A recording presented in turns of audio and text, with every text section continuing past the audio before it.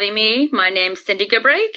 I am the founder of Sasquatch Sisters, or Sister at this point, Northwest, based out of North Idaho, but I am a Texan. I'm from Texas, and we moved up north, so I currently live half the year at my main residence and half the year in East Texas. Thanks for having me. You're welcome. Thanks for coming on the show. You got an amazing story. I've actually researched her area. She's got thousands of Bigfoot creatures around her. They live around this, and it's amazing. So, very amazing, Cindy. So I'll let you start to tell your story. How did you first start encountering or noticing these forest people were living around you or around you? So we're probably going to have to do this more than one show. Okay. Because I like to do hour shows. So I was born here in East Texas. I'm a middle child. I've always been the black sheep of the family, meaning I've always been different. It started when I was a little girl. When I was a little girl, I saw the Patterson-Gimlin film. Okay. I was living in South Texas. My father was a history teacher and a principal, and I had I don't know how I got access to it. I don't know if I saw it on TV. I don't know. But I remember seeing the Patterson-Gimlin film. And if you would have told me then that years later, I was going to not only meet Bob Gimlin, but be friends with him and some of his family. I talk with one of his granddaughters here and there. It's not like we're friends, but she's seen some of my things, and sometimes we have talked, like made jokes. So it started when I saw the video, and as I grew up, I was always like questioned authority. My father and me had a very rocky relationship because I didn't just like obey my parents. I was always in trouble in school, or I would question something if it didn't feel right, or if I didn't agree with something. It was a rare time that I would just go along with it just for the sake of peace. But I also had a lot of torment in my life. Trying to figure things out, like, how come I don't fit in here, or why do I keep having problems with people, or why do I feel this more than the other person? And so as I grew older, I eventually moved to East Texas, and on this property in 1999, so I met my husband in 92, straight from Iraq. Well, he came here from Germany. And so we got married in 93. My older son was born in 95. My second son was born in 2002 or 2003. I'm an awful mom. I don't remember birthdays or dates. No. So when I was growing up, it was always in the back of my mind. Like, I also grew up in Laredo, Texas, and we had like a ranch out there. My grandparents, somebody had a ranch. I just remember being at this lake and then being at this property, and part of it was wooded, and the family would go like snake hunting and hog hunting, and I would just always avoid the woods. And I didn't know till later in life why that was, and it was because I saw the video when I was a child. And also, my great-grandmother, who I knew up until, I don't know, maybe I was 4 or 5, then she passed away. She was they called her Nachita. Her real name was Inocencia, but she was like 100% Indian, okay? And she would make things from, to help people, and she would also just stare into space and meditate. And I was so fascinated by her as a child. And as I grew older, And a lot of us are experiencing awakenings of different types, rediscovering ourselves in our DNA that's coming back alive to a lot of people now because of the consciousness of the collective. I sound like a crazy hippie, right? But that's the truth. A lot of us are expanding ourselves right now. We are growing as people. We are here for this time, and we each have our own journey. So that has been my journey. How I got introduced into this was at that age. And then in 1997, I hadn't started researching or nothing. We had horses out back. So the property I'm on now, to let everybody know, I'm in East Texas. I'm not in North Idaho right now because we are doing what they call snowbirding. You know, you leave the snow and you come down here. So, yeah, so I might go back to Idaho this summer. I would like to, but we have some family that we are helping take care of. So that's the main reason. So as I grew older in 1997, we had a lot of horses out back, and we would want to find places to take our horses to go riding because it's fun, but it's more fun in the mountains. So the guy who shipped out horses in 1997 asked us if we had ever heard of a place called Tallahena, Oklahoma, or Honobi. And I'm sure I'm not saying that correctly. And we found out that we had my husband, had an aunt there who has passed away. She was a realtor and a broker at that time, and we do have distant cousins there, well, on his side. So in 1997, the guy who shoot out horses, Dan, he invited us up there, and me and my husband said, well, we should go up there because I had never met his family. So we went up there without any kids. Well, my younger son was not born yet until 2002. So we traveled to Tallahena, and we stayed with his aunt one night. I got to meet them, and then we camped out for like 2 nights because we wanted to check out the area. It is so remote that it's ridiculous. Way back then, in 1997, I just fell in love with the place. There was something familiar about it. And so we're sitting around the campfire. It's just me and my husband. And this is when it got real for me. We're way up in the mountains. Now, when I say mountains, it's not like Montana, jagged, but they are mountains and they are beautiful. Big rolling hills, mountains, whatever you want to call it. We're sitting around the campfire. We didn't take our horses. We're just checking out to take them possibly in the future. And man, I was wishing I had my horses there because at that time I was an avid rider. I would ride all the time. So we're sitting around the campfire, and all of a sudden I hear this siren sound, and I'm like, what is that? That can't be an ambulance. And my husband goes, I have no idea. You know, now he's a big guy, 6'5", he's ex-military, we're always packing, so he ain't worried about it, okay? So I hear this, oh, and it comes down, and I'm just like, I've never heard anything like that before.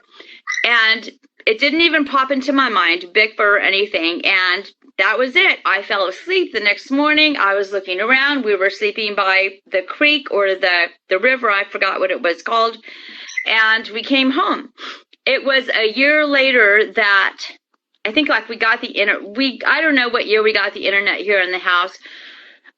Something made me type in Bigfoot, Sasquatch. And then after that, I discovered people down here. I was horrified that here I am in east of Dallas by this lake here. There's a lot of Sasquatch activity around here. So that is kind of what got me introduced into it. So it started when I was like a little girl. It's probably a long answer to your question, but. Amazing. So you got it both places. Yes. I researched one of Cindy's homes, and it's just loaded with them. And I'm going to, of course, research this home she's at now because she gave me the opportunity to do that. And I'm sure there's tons of them. That's crazy. It's just like, whoa. Yeah. So, I hooked up with this man that I need to meet. He's a really knowledgeable person. I met his family. He came over and met mine, and we went out into the woods and sometimes with other people. He taught me everything, how to track, how to hear, everything, how to sit still, to become familiar with the woods, to become one with the woods almost natively, you know. He taught me how to go out and research and the why of it, not just let's just go out there. I knew my why kind of when I first started, because this was my calling. When we get into it, you'll see what I'm talking about. So then I hooked up with some other people, and some of these were NASA rocket scientists, and these guys were raised on these ranches with the Sasquatch in other states in the South, like Alabama and Mississippi. And their grandfathers, like before the Patterson-Gimlin film was even filmed, these people knew about them. Their grandfathers, like at the turn of the century, like over 100 years ago, because they grew up on this ranch with these beings. And so I have been all over Southeast Oklahoma. I've had a lot of encounters there. I'm not going to get into all of that. I have spent thousands of hours in the San Angelina National Forest, mainly, which is 2.5 hours from where I'm at now.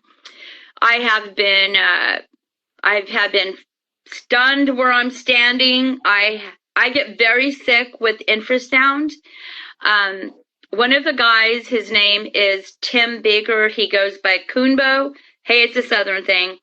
And he is very knowledgeable about these beings, and he also knows a lot about the infrasound, and he was explaining this in the 90s, and that's when people would laugh about it. But today people are not laughing. They're listening. They're listening because the woo, all of it. I used to be, and it's important that I have to say, when I started out, I never thought that they were an ape or a primate, running around. I knew that, I just knew that instinctively, but I didn't know what they were.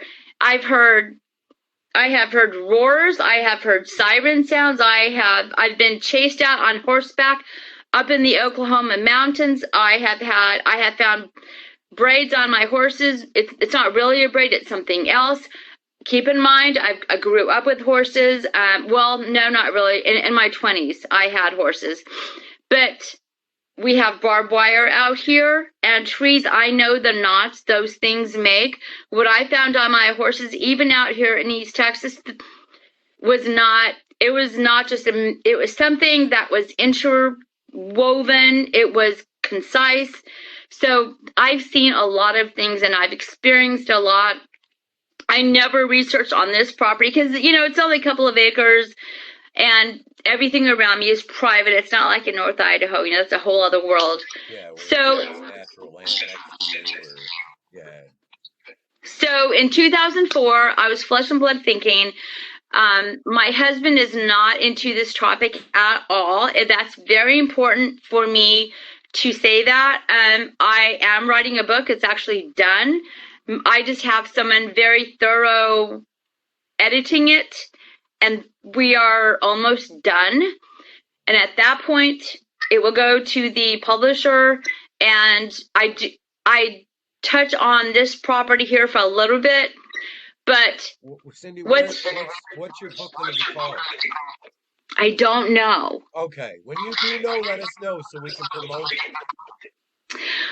Well, I was going to call it Hoodoo, but you want to hear something crazy? A friend of mine that I met because I did a podcast, and he contacted me. He said, hey, I used to live there. I heard you on this podcast, and we had a sighting. And then he told me his whole crazy story. Anyway, he wrote a book. I introduced him to my publisher, and it's already out. It's called Hoodoo.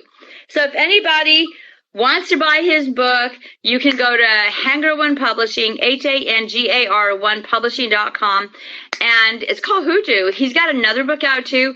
Now it's fiction. It's not a book like mine. Mine is my journey, and I had to write a book because, you know, I'm getting old now. I'm forgetting crap, right? You know, so that's going to be like my Bible. And I'm also writing it for like my kids and my grandkids, because I've already been told that they're going to continue this journey on. They just don't know it. So I'm sorry, I already got sidetracked. It's all right. What was I'm very good at getting sidetracked. I'll tell you about something, and then I'll go, oh, squirrel, and I'll go into something else, and I'll go, sorry, what was the question? Yeah, the book. So I don't know what it's going to be called. I don't know. Okay, because it's when you do, though. I'm sure you will. I thought about calling it From Flesh and Blood to Quantum Physics, but I don't know. I'll let them help me. So, yeah, so for like from 99 to 2004, I have been up in Honobia. Many, many times I have been up in the woods down the road from here. But here's what's interesting. My husband is not into this topic at all. And I remember I was way back in the day when he was active Army at the time. He got back in the Army. And I had to go by his schedule. So he's like, where are you going now? Because I was always taking off. I would go to Dallas to work. I got a young son. And then I have found a great group of people to go research with. And it's like opening up a world of discovery. So he was not exactly on board supportive, but I mean, I could go out and do my researching with my friends. And so to me, that was supporting me good enough. Yeah. But, you know, he'll do like, or roll his eyes like, oh, Sasquatch. So I wanted him to have an encounter. And if you ask him today, he's going to be like, I don't know. He's probably going to say, I've slept since then. But I'm going to tell you guys what happened. I was pregnant in 2002.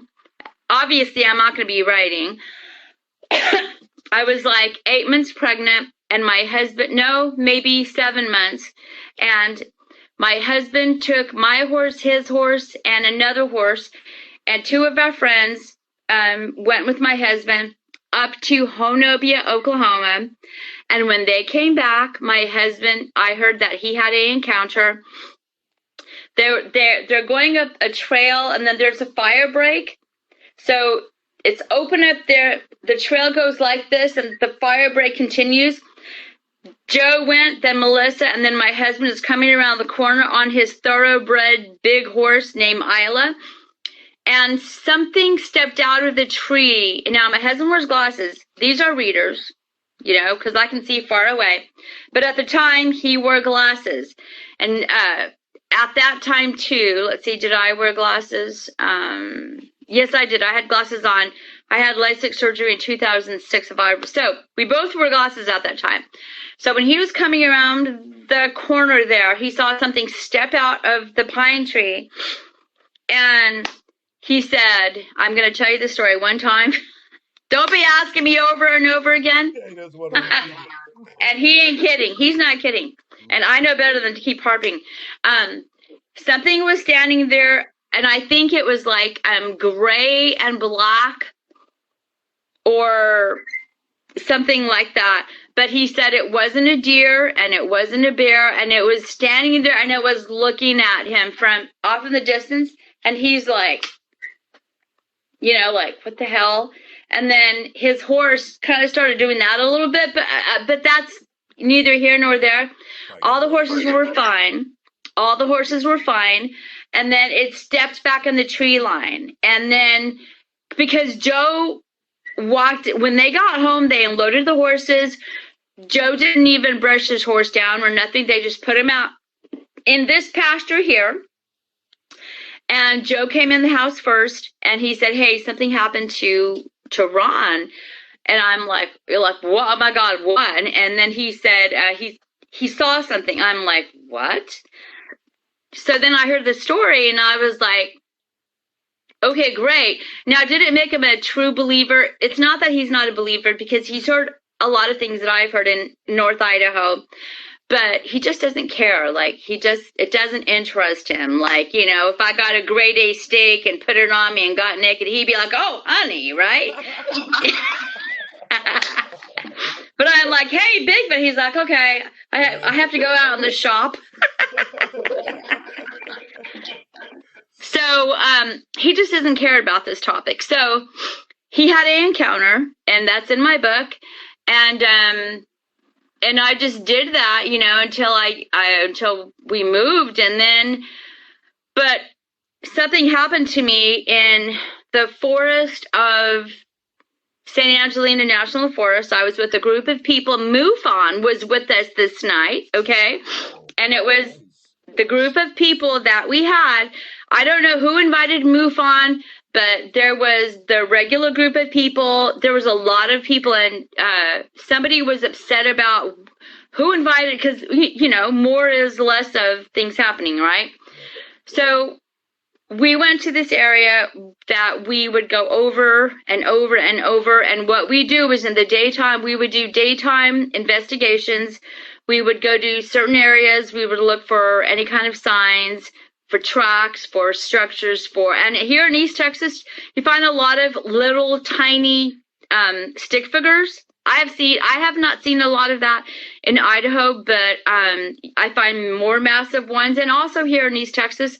But on this one night when MUFON was with us, I don't know, something was going on in this woods that we always went to, and all I know is my best friend at that time, her name was Kelly, and she was standing like right in front of me. I don't know exactly, maybe 20 feet, 30, 40. I don't know, okay? I probably said 100 feet in a different video, you know. I don't know, but she was standing in front of me, and all of a sudden I couldn't move, and I was trying to move, and I couldn't. And I knew what was happening, and I started to panic because it had never been that bad. It was always on a lower level, and we would get sick. Me and Kelly and some of the other gals, we would get nauseous and sick, disoriented. On this one night, Kelly got frozen too, and me and her are like this, and I remember in my eyeballs, I'm standing there and I'm trying to like move my eyeball, you know, and it seemed like it was a long time, but it wasn't. I'm sure it wasn't. And then both of us were released at the same time because I could see her falling, and I'm like, what the hell happened? And then someone goes, it's time to go. So I think we were in 2 or 3 vehicles, maybe 2. And the entranceway into where we parked was blocked. So one of the other guys, and I'm not going to say his name because it's not my story to tell, he has talked about it on other podcasts. I have spoken about that night. People have contacted me about that night specifically because of what happened to all of us. And one guy was chased to his truck by a Bigfoot, and it was not happy, and it swatted at him. It could have got him, I suppose, but it didn't. So I think that they just wanted us to get out of there. There was people with night vision, and all I know is they saw a lot of beings. If they were Sasquatch, whatever, they were coming in, and then that was when me and Kelly got frozen. This one guy was chased to his truck, and then when we were leaving the entryway where we pulled in, it was blocked, so we had to pull out of that area. I mean, they cleaned it up, and then we left. And then 2 of the people, I think, I don't know if it was that night or a different night, we were, you know, I was told very recently by a guy I interviewed, and he is in my book, and I'll just tell you his name, Kumbo. He's well known by a lot of people. I think he said that he is pretty sure if we did it, we would not have left. It could have been more dangerous than like what I was thinking it was. How he explained it to me that night was very dangerous. They wanted you to get out of there if you would know. Yeah. So after that happened, I was pretty much going to be done researching, and I know I went back in the woods, and then in the mornings when I would feed my horses here before I would leave to go to work, because sometimes I would drop my older son off on the way at this private school, just depending. Different people would help out with my children, my in-laws, or my husband, whoever. So on the mornings that I would water the horses, I would see these braids on them, and I have had people tell me I'm crazy. I don't know what a freaking, either that's a witch's knot. No, honey, that is not a witch's knot. I'm not a dumbass. I know what I saw, and it was not normal, and they were never the same. And I would have to get that mane and tail stuff. One time, I got. You're probably gonna criticize me for this. I don't care. I've heard of this happening to other people. I got some WD-40, and I had to spray it on my horse's mane because it was originally whatever it was, and then I didn't undo it, and it just became more of a mess. And I had to. I think it was. I know WD-40 sounds really bad, but I kind of sprayed some on there just to take out the tangles. Yeah, and this has happened in North Idaho as well. So I spent the first couple of years researching on the platform that got me started. I was pretty much just flesh and blood, and then my husband, we wanted to move away from here. I was sick of Dallas. I was sick of just, I don't know. And we wanted to go to Montana. So at that time, all that was available was North Idaho. And so that's where he got stationed to move. My children were a year at the time when he got the orders. My younger son was maybe 8 months, and then my older son was maybe 7 or 8. And so we got the orders, and they were either North Idaho or Pennsylvania. Well, hello, we chose North Idaho, and that's why we had to move. And then I left my job. I went part-time. I worked 6 more months, and then my husband came back down here, and we sold some of the horses, and some of them were other family members. We did take 3 horses up there, though. We took my horse, JJ, and JJ is a quarter paint, beautiful. He did grow bigger than what I wanted. You know, I'm a short little thing. I'm 5 feet. I was 5'1", but I think I shrunk. Okay, just to be honest, I did. That's me too. I was 6'1", and I think I shrank. It's not fair, man. Oh well. My father was big like your husband. He really resembles him. I'm gonna have to send you a picture. Big guy, oh, okay. Over, a foot over me, it seemed like, And then when he got older, he shrank. I watched him. He got cancer and he just shrank. Oh man, I'm sorry. Yeah, okay. So. Yeah, my husband is a big guy. He's always had that clean cut. Now, if you look at him, he's got long hair. He's got Thor tattoos. You won't recognize him other than, now he looks like Thor, the Thor movie star, whatever that guy's name is, or that movie. So, yep. So in 2004, my husband left. Well, he left like right after Christmas. And he traveled up north. I stayed here with the kids, and I finished out my job. I had to train someone to do all that, and then I had to get the horses ready, because when you travel, you have to get the Coggins tested, paperwork, and I had to have them shoed and all that stuff. So my husband said, well, we live in the city. We need to look for a place with land for the horses. So I sold my property here to a family member. And I was like, okay. And I said, the only thing I ask, please, to my husband, because I was done researching because of what happened to me of that story I just told y'all. And I said, no woods. You know, maybe like the last. Were you scared, Cindy? I mean, because that was a scary thing that happened. Yeah, I thought I was gonna die. Like, I'm done with that. Because now what I know, I didn't know then. My mindset has changed, and you'll see what I'm talking about. This is what my book is about. My journey from flesh and blood to quantum physics. It's because of not of who I am. This is my journey, okay? Some things happened because they were supposed to happen. So I told my husband, please, no house in the woods. So he goes up to North Idaho. He lives in an apartment for a little bit. He starts looking for a place. He gets settled in. My husband was over the motor pool for North Idaho unit. And they're like a satellite unit where the guys come once a month.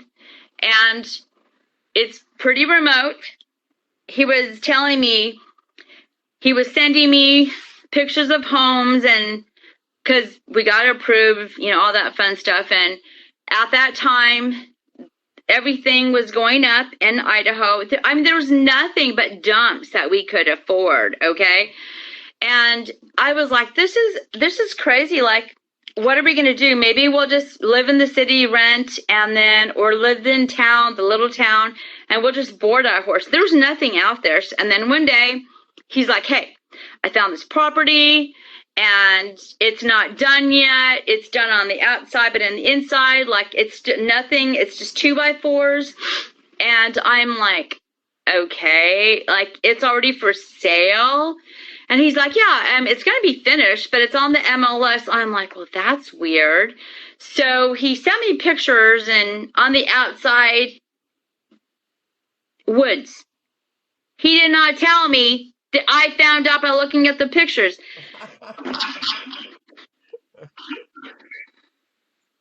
So I called him. I said, I don't want this house and he's like, you know, again, he's not into this topic.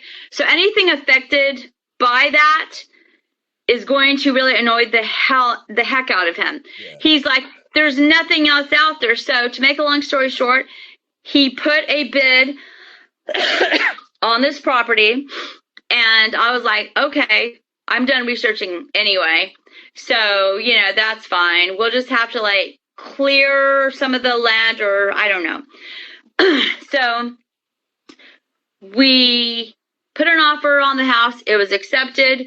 And then right away, the real estate agent said, hey, somebody is offering you $40,000 or $60,000 more on your house. And my husband's like, what? But I mean, still, even that would not have got us another property. And he had to come down here. He only had 2 weeks to come down here to get us, load up the horses, and it took us 4 days to get up to North Idaho. So he moved into the house. We arranged for the military to come here and pick up all of our things. And I bought a lot of crap, okay? So that was not a fun thing for me to look forward to. I went part-time at work, and then I went like 3 days a week. And I had family to help me, thank God. And then, you know, the military does pack up everything for you, but you have to know like what they're packing, right? So my younger son got very, very sick, and he was hospitalized. And when I brought him home, I think like the movers came like the next couple of days after that. And my husband in March put down, I think it was March, when he put down the offer on the house. So it was December. Was it December? Maybe it was January. Anyway, my younger son was born. He was in the hospital. So I was busy with that. And then the movers came like 2 days later. I was like, oh my gosh, I really had time to like see what's what, to go through things, because we couldn't pack everything. So at that time, my husband, you know, he calls me and he's like, Cindy, I'm sitting on the front porch. Now keep in mind, we're from Texas. He's like, Cindy, there's a lot of snow out here. I'm like, ah! And he's like, you're going to love it. And he said, guess what I heard last night? I heard wolves. I have always wanted to hear wolves. That's another thing. From the time I was little, I have always loved horses and wolves and like wide open spaces. And he said, I'm going to have to build a fence like really quick. And I like, oh man, okay. So him and this guy that he met up there who was not military helped him put up a fence in 2 weeks. And parts of the fence, you know, were like, because we're talking all virgin land here, forest land in the back, some of it was open. And he would tell me his nights. He would text me because there's a 2-hour difference. I'm already in bed. And he's outside listening, and he's like, I hear he heard the elk go off, and so I was just like, oh, this is so cool. So meanwhile, the real estate agent says, where was this house out? We didn't see it on the MLS. And I'm like, because the price we paid for our house up there should have been 2 times what it was for sale. I was meant to live in that house. Nothing else became available. And I was told that by other healers that I have worked with down the line. I was meant to move there, Nachita's great-granddaughter. Of course, I didn't know this at the time. So we ended up traveling. It took 4 days, and that was a crazy experience, moving across the country.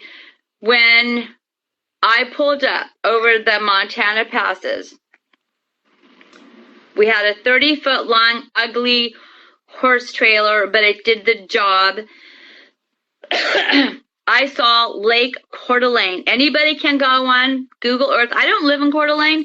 I live north of Coeur d'Alene, close to, well, not like maybe an hour away from the Canadian border. So I live up there, and my husband said, the road that we are on, you're just not going to believe it. It's like we're out camping already. I'm like, great. So I'm starting to stress out because, you know, I'm Hispanic, Indian, whatever. My husband loves to stress me out. He says, hey, because he's German American, and he likes to make jokes, even though it's not funny about history, what we know what happened with the Jews and the Germans and all that. But up there in North Idaho is the major place of the KKK at that time. But when I moved there, they were pretty much cleaned out of, but there still is a lot of that going on up there. And so I was thinking, oh my God, you're taking me to like, were they going to kill me? But it wasn't like that at all. So when we turned into our street, we're coming down the road, we're having like pine cones being thrown at the horse trailer. And JJ, my horse, we had been on the road maybe 6 hours, because I think we came in from, it starts with D, to the town, Deer Lodge. That's where it is. And I think that's 4 or 5 hours from my North Idaho place. So that's where we left, and it was the last stretch before we came home. So when we're turning on our road, I'm having like pine cones thrown, just a couple, and I didn't know what was happening at that time. And I'm looking out the window because there are some homes that were not there. So I had empty lots all around me. And I was like, oh my gosh. I found like my husband stopped on our road. And he said, I want you to see the fence line. So I saw the fence line, and how it seemed like it was 50 acres, but of course it's only like 5.5 acres, but it just seemed to go like on forever. And he said, this property here is empty. There's a U-shaped driveway in on that property, and I had part of my woods logged to build a shop, but when we first popped up, it was densely wooded. I saw these structures already, because, keep in mind, I've already researched. I'm seeing things already up there. I'm thinking, oh my gosh. And so we pulled into our property, and the property across the street is 10 open acres, and then it goes up the power line road, then it goes up the mountain. So I get down, and of course the kids want to get down, but my younger son, he's still in his trial seat because he's only 2 or 18 months old. So I'm like, oh my gosh. And so I hear like this noise across the street, and I remember looking across the street, and I felt this intense activity, this signature. I didn't know what it was then. I know what it is now, and it's the same feeling that I get from the female, and we'll get into that later. So I could feel the tension. I could feel the wonder. They were looking at me, or someone was, but we had to unload the horses, and so we unhitched the horse trailer, got our horses down, put them in the corral that we had kind of built, and I walked the woods. And I will tell you what, there's all kinds of crap in my woods. There was X's, bends, there was just all kinds of stuff going on in the woods, and I'm like, oh my gosh, okay. And I'm like, la la la la la la la. It doesn't matter. I don't see that. That's not a structure. Doesn't matter. I'm done researching. So my husband's like, I want to show you Priest Lake area. It's this lake that I will talk about. And Priest River is a town that's not far away from where I live. And so we get in the truck. We make sure that the horses are fine. I do go in the house, and I'm like, oh my gosh, this is beautiful. It's a small house, smaller than my Texas, but it's new and it's mine. And I'm just like, how are we going to pay for this? Because, I had to quit my job. I'm going to raise the kids. Now, Spokane, Washington is just down the road. I worked for a cancer facility here in Texas for like 10 years before, 8 or 9 years before I moved. And they did have offices there. And they said that if I wanted to work, I could have 6 months to make up my mind. Well, I chose to stay home and raise the kids. And so we were poor. And I'm glad I got to do that, because the Bigfoots, the Sasquatches, got to see my kids grow up, and my kids in North Idaho have had a lot of encounters, which we'll get into, especially my younger son. He's like Daniel Boone. He was 18 months when we moved there. So the movers came like, oh no, they had brought this stuff there already. So there's a ton of boxes in the garage that need to be open, and I'm thinking, okay. So we go check out the area. We come home. I wake up the next day. I make coffee. I will never forget this. Everybody is still asleep. My husband said, I have to go to the unit. I'm like, already? And he's like, yes, I've got to get back to work. I'm like, okay. And so I woke up that morning. At that time, I had a dog named Roxy that we found here in East Texas. And I had a little black mongrel dog, half Pekingese and half something else. I don't know. And then I had a little Chihuahua. So those were the dogs I had when I got up there. Now, Roxy has been with me on many horseback trips. When we would go to Oklahoma, I would ride 40 miles one day in a day, and Roxy would be next to us. She was part coyote and half Catahoula dog, or whatever you call that ranch dog. She lived to be 19 years old in North Idaho before she had to be put down, or before she died. So she is in some of my story. So now we're up in North Idaho. I'm outside, and I said I was not going to be done. I was going to be done researching, but I go sit down on the front porch, and I have this bench that I love, and it still is there today. It still is on the front porch, and I'm sitting out there, and there's these rocks on the front porch, like these quartz rocks, and I'm like, these rocks technically should be up on the mountain, and I'm just like, now at the time I didn't know that the forest people, the Sasquatch, left them there, or whoever. Did I see this happen? No, I did not. So that was 2004, and I walked the woods, and my horses would follow me, and over time they made pathways in the woods, and things started happening, and I'm like, what the heck is that? And then one night I was outside just doing what I was trained to do by some of the best in the industry. Before I was outside grounding, I didn't even realize I was grounding. All this is DNA coming back, our ancestors teaching us, right, what to do.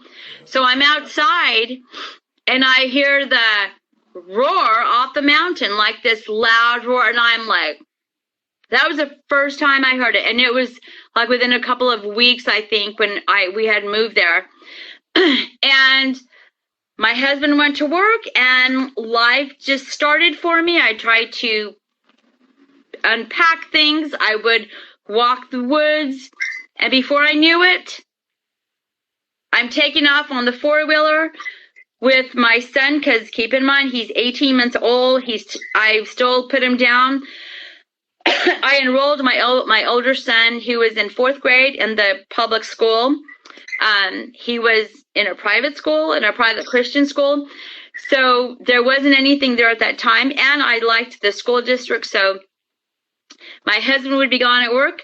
My younger son was gone to school. Now, this is summertime, though. I would take off with my son on the four-wheeler. I would hold him like this, and I would hold it with my left arm, and we'd have this small four-wheeler, and I would go down the road, which is, maybe you can show, I don't know, I think I sent you a picture of the road, what it looks like at night. It's a skinny road. It's pretty remote. And I mean, the mountain's right there. So I will take off, there's this loop I would do, and there's this section of woods that I would loop around, like literally, and I'd come back. But there's roads. There's this 1 or 2 roads going through this 400 acres that I avoided like the plague. 1, it was really spooky. 2, I felt like they were just going to reach out and grab me, because the power line road, You got like that feeling. Yeah, it's that feeling that, we all have, like, something's watching me. So I was doing the loop this one day, and I was screamed at, and I think it was a cougar. It could have been anything, but I remember every hair on my body. I was like, oh my gosh, I'm getting out of here. So I went to the main logging road, and then I got on the road 2 blocks from my house, and I came. Now, my dog was with me at that, I didn't need to put a leash on her. She would run next to me. I'm not going super fast. My son is, he's falling asleep. That's why I put him to sleep.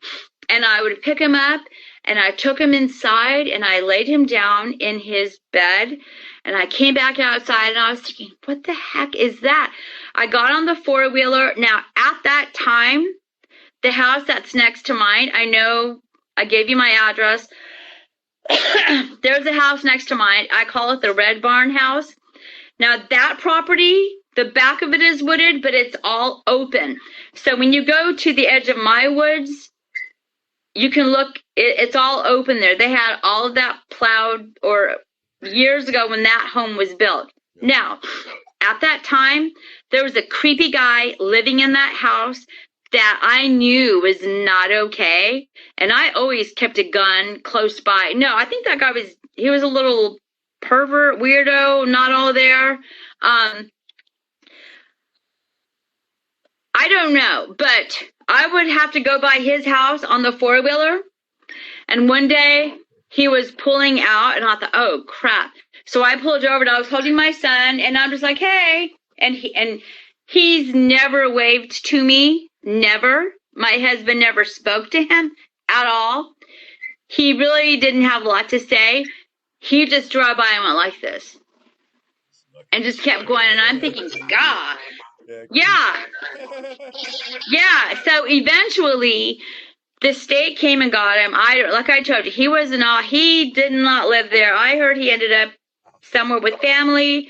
But the new people that moved in there down the road, like 2010, when they were cleaning out stuff, they found magazines of unspeakable things. I'll just put it to you that way. And to think I lived next to that. Anyway, yeah, so I feel like God was protecting me. Now, some of the neighbors say, oh, he was harmless. And then I tell them, know what they found in that house? And I tell them, they're like, and I'm like, yeah, if you didn't believe me, go ask the people. So, 2004, things were happening left and right. Then I heard that. Then I was hearing things in my woods. I was hearing, I'm sorry, I've got a little bit of asthma. Yeah, I was hearing. Sinus cold infection, a lot of people's has it, I noticed. Really? Yeah, I've got the worst sinus problems. Me too. My nose. I'm like, oh my God. That's why I'm eating cough drops right now, so I can help the cough. I don't know. The nose spray shit. Yeah, right? Oh, don't get addicted to it. I got addicted to nose spray, dude. Oh, I'm trying to get off of it. It sucks. Like, get on listen to me. Get on steroids. Like that's going to be better for you. I don't know. So I'm here now. I'm hearing things, and then I met the neighbors, some of the other neighbors, and then I started asking questions to people. And I said I was going to be done researching, and then I get a phone call from this guy's friend who's a cop, and he's like, "Hey, I used to be a cop in Kootenai County. I worked up there in Athol," and he said one day I got a phone call from someone who was driving down Highway 54. Like, this is not a secret. It's on the BFRO website and the database. He got a phone call about a hairy man that someone saw, and he had to go check it out. And I don't know the whole story, but he wrote it up as a Sasquatch sighting. I don't know if he saw it. I don't remember but me and him talked, and he's like, I get reports all the time. And I'm like, wow, okay, that's cool. So I went out with them once on a phone call that he got. Another cop, but just the one time, and he acted weird around me, and we didn't keep up the connection, which is fine. So the next thing you know, word is getting out, hey, and then I'm finding that it's a lot more easier to talk about that topic up there in Idaho than it is down here in East Texas. And at that time, people were just coming around to talking about infrasound and what that really means and the science behind it.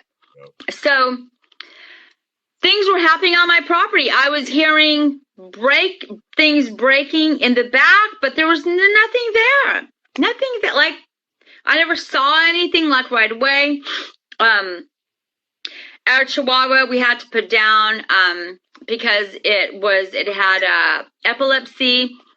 So we buried it in the area called the Pet Cemetery. That's where we buried the first dog. And that's where we buried more future dogs. And that's one of the photos that you saw. And there's a big cross out there that my son made for his Chihuahua, Matt. It was my elder son's dog. And then, later Roxy was buried. I think we buried Roxy there. Unless we cremated her, I don't remember. I think we buried her there. So now I'm researching again, and one day I was out there with my coffee, and I'm thinking, this is so funny. I said I was going to be done, but I mean, look, I'm in freaking paradise, right? So one day, I didn't know a lot of people. We wanted to go horseback riding, so I met some of the locals, and the daughter, Emily, came over with her mother because she's a babysitter. And I wanted to go riding, so I have to find a sitter, someone I can trust. So one day, me and my husband saddle up, and we ride up the mountain. And everybody knows my mountain. I've done a million podcasts.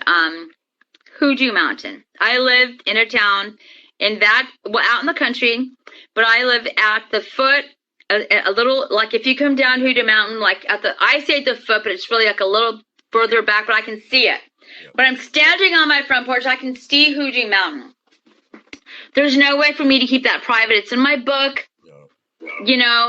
Anybody can go anywhere. Anybody can even go to Hoodoo Mountain, but you're not going to have encounters unless you are supposed to, or unless you know what you're doing. Okay. Yeah, anybody unless they want you to. That's why I'm not too worried, because I wouldn't suggest anybody to go to Hoodoo Mountain, and especially by yourself, because I done a little research on it last night, and when Cindy shared it with me, there's a lot. I'm just gonna put it that way. I don't want to say there's thousands. So. Oh, it's insane, but there's other things too.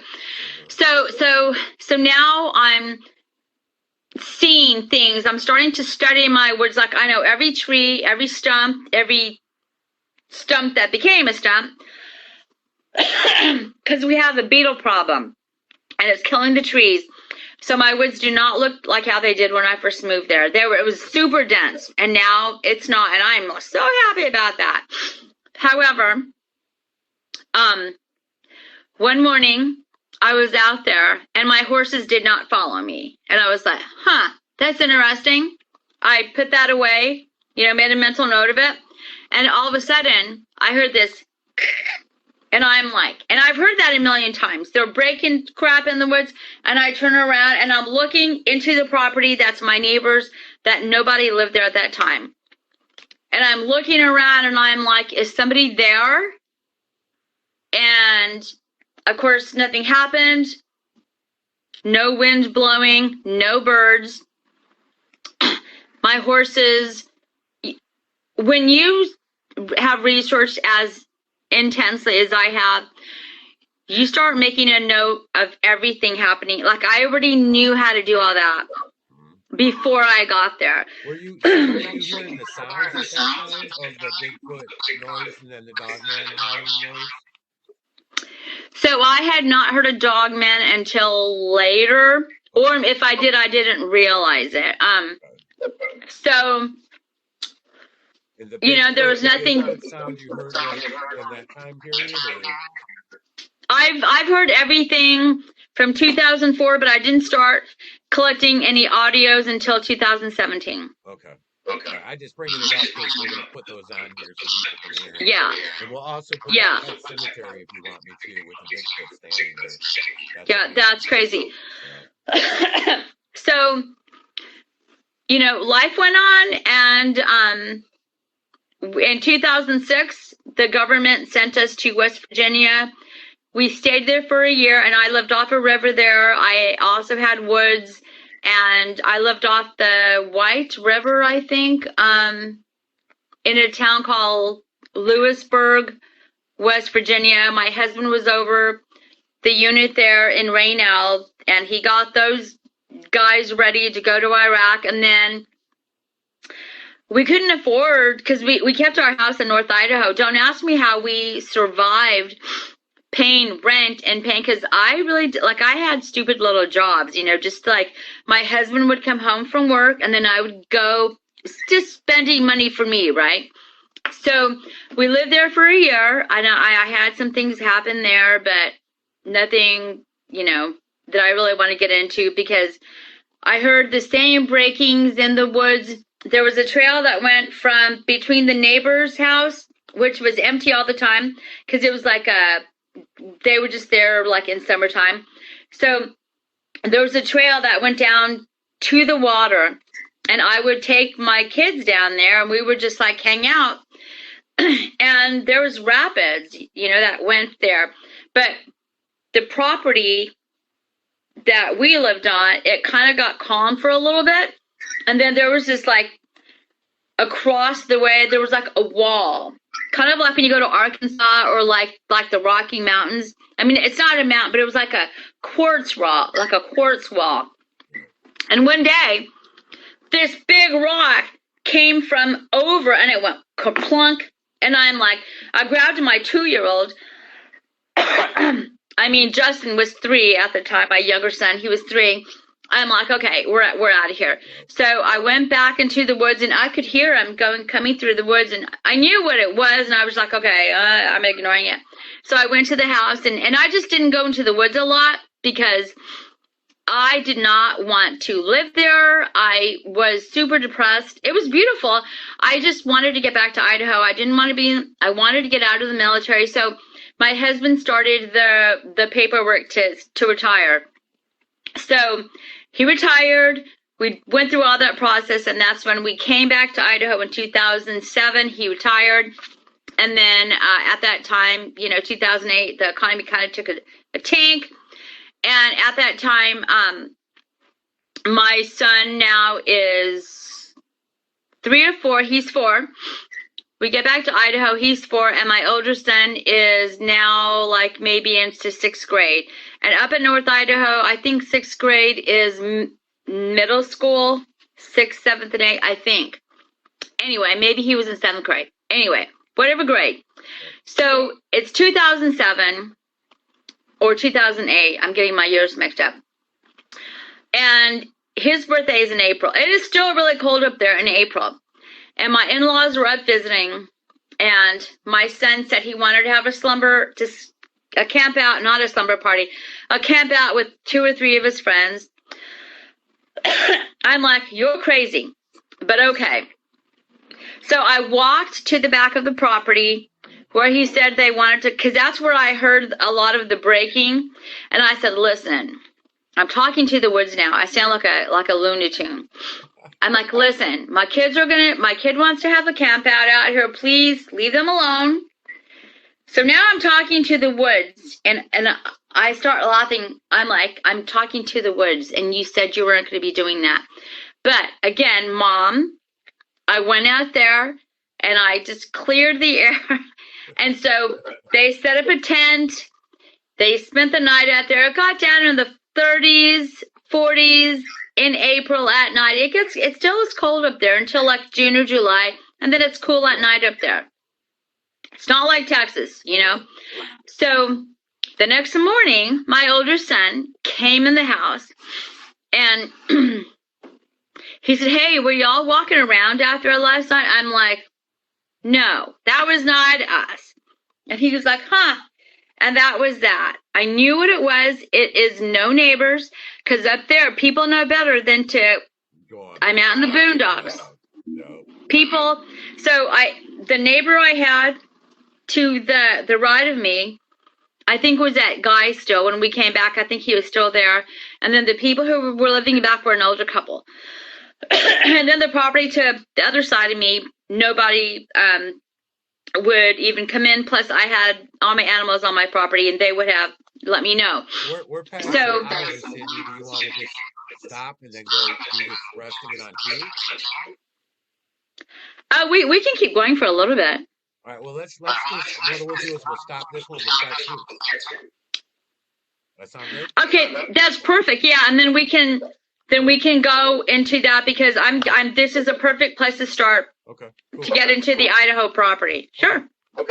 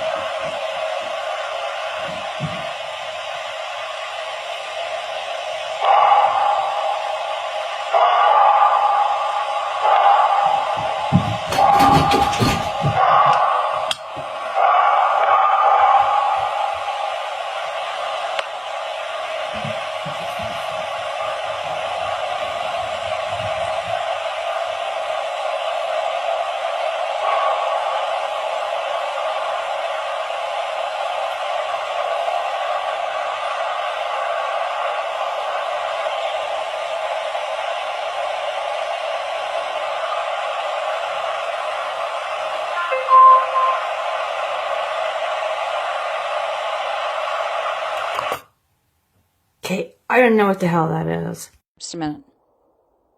Shoot. 2 minutes. Okay. So we are walking our property, and this structure is something I showed her because it looks messy, but it was made by something. I'm assuming the Sasquatch people, and she is comparing it to what? This is called a Merkaba. It is part of sacred geometry. It's many of the different symbols, movements that are all put together. And what sacred geometry is the movement of energy through your body or through a system or through an area in very specific ways. So here you can see what this represents in the human body is this is the head. These are just above the shoulders, which people lovingly call the wings. This middle point here, this is your heart, this is your base chakra, your tailbone, and your knees when you're cross-legged sitting on the ground. Oh, wow. So this would be your whole body if you were sitting on the ground cross-legged, and this is why people, when they're meditating, sit like that. And then you move the energy through different directions in order to bring either peace or healing or connection. And that's what this is. This is sacred geometry here. So that explains why when me or anybody comes to the right side of the property over the years, when we felt like we needed to leave, is that why?